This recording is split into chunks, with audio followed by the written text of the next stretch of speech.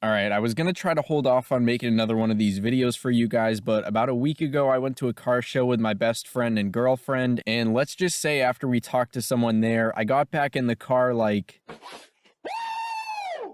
It's showtime! I also know at least one person requested it, and I already had a half-finished list, so I figured, what the hell, let's go for a part 4, and here it is with even more of the worst car guys out there. Let's get into it.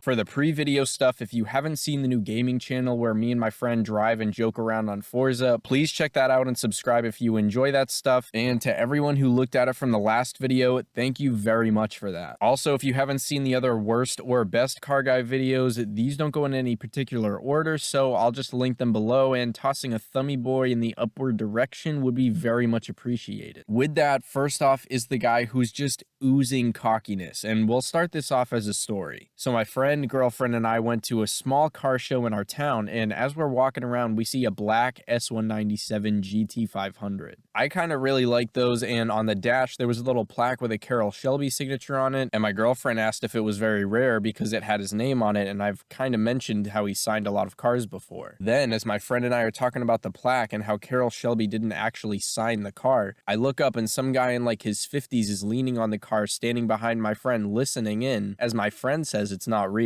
I could tell the guy behind him was the owner, only I hoped it was, and I didn't really know what to do, but I thought it was kind of funny. So he tells us it's real, and I'm not really sure if he meant the plaque or the car being a GT500, but either way we all chuckle, start talking about the car, he shows us the engine, and he seemed like a pretty chill guy, but at some points I kinda got some Cock vibes, and something was a little weird. For example, I asked him what he had done to the engine at one point, and he said, I got it tuned, and paused because he was taking handfuls of peanuts in between sentences and talking with food coming out of his mouth every once in a while. I'm a little bit of a stickler for that sometimes, but I was looking past it because he seemed nice otherwise. After he said it was tuned and had more to say, we were like, oh, this is gonna be good. And then he paused longer and goes, I replaced these reservoir caps and that fuse cover. That's pretty much all I can do to the car besides replace these reservoirs, but those are like 900 bucks. So that was a little odd, but we really didn't care. Like 20 minutes after we were talking to him though, we went to get an ice cream, and that's where things started to come together. We're waiting in line behind someone ordering, and a mom and her daughter are also in line. The person ordering leaves, and within 5 seconds of the mom and her kid getting to the counter, we hear the GT500 guy behind us say, hey guys, why don't we move up to the counter because they're just waiting for food and they're gonna be there for a while. And I don't have a knack for when people are being sassy or rude. I always just assume at first that they don't mean it that way, even during times that it's very obvious. So I was just like, yeah, haha, alright, even though I knew people had just gotten there. But after a second, I tried to just naturally be like, I think they're still ordering actually, because I didn't want to awkwardly not move after he said that, and as soon as I said it, he was like, yeah, oh, yeah, maybe, I don't know, but either way, they're definitely not fast. So I turned around and was like, you want to see definitely not fast? Why don't you go back to your car?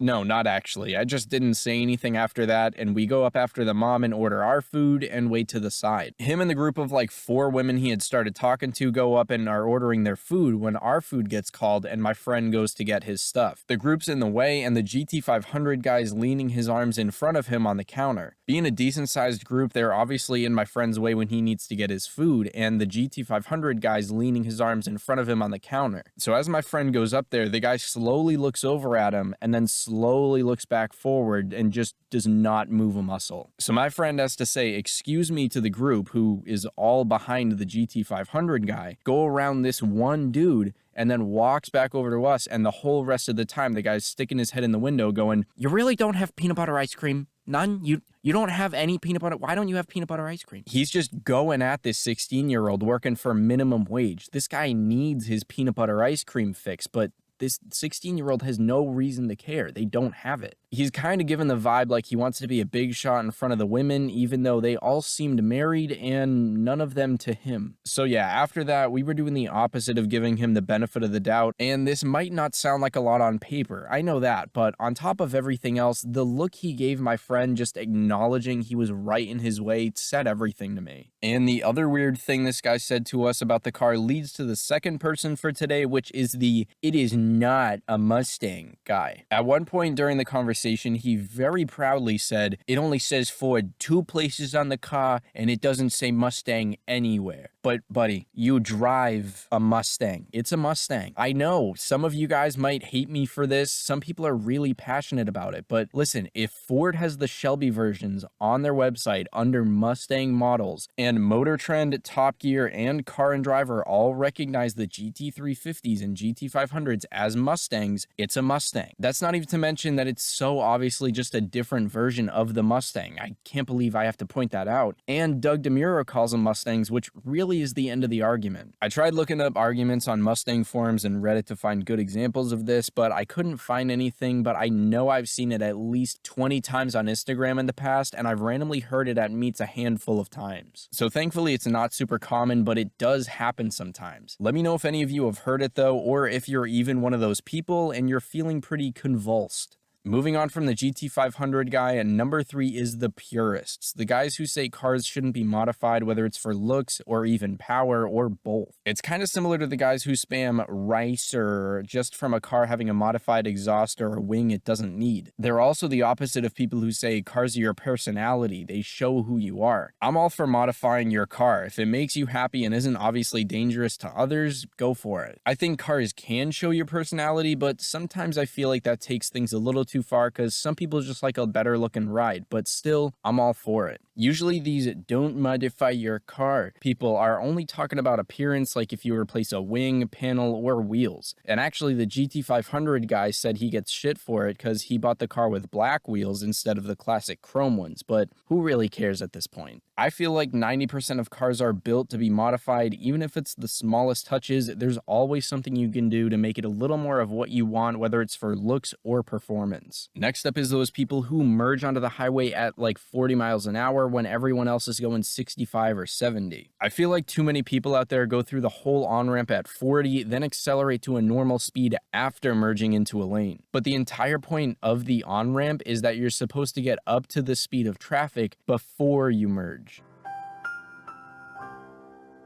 Another one similar to this is the people who pretty much kinda cut you off, but also kinda not really do because they had a little bit of time. But then to ruin it, they stay at like 5 miles an hour while they kinda sorta cut you off. So at that point, they more so did in fact cut you off. Another similar one to add here, which I actually saw the day that I was planning this video, is the person who sits in the right lane with their blinker on to take an exit, but doesn't go into the exit lane until they're taking the turn. They just stay braking in the right lane. Sometimes there's just a bunch of little things that come together to make a highway drive not that much fun. And for the final worst car guy, we've got the gatekeepers, the people who will shun other people just because they like a different type of car, because the other person might own a V6 trim when they own a V8 trim, or if they just choose to pressure a mother and her young daughter out of an ice cream stand line to look cool for 50-year-old women.